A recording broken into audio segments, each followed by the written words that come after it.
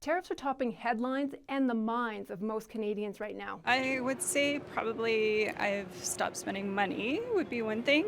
Um, just worried about recession and all of that, the possibility of all of that coming. How are you feeling right now with everything going on?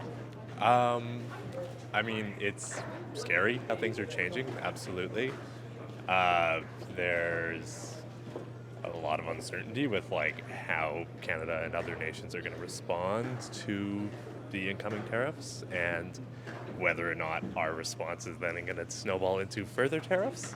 So it's really hard to tell at this point. They're not alone. The executive director of the Calgary Counselling Centre says people are just coming out of the impacts of inflation over the past few years, so the looming potential of tariffs could easily reactivate anybody's anxiety. And that's across the board. I think that's from people, business people, to working folks, to therapists like us.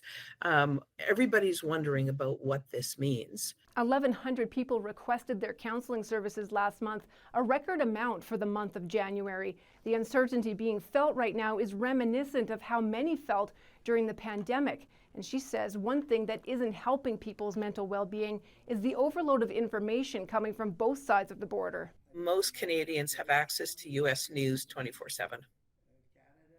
And they could be just really, that could be the noise, the constant uncertainty about everything. It's not just what the impact on Canada, but things that are happening directly in the US, I think are pretty unsettling to people in the country.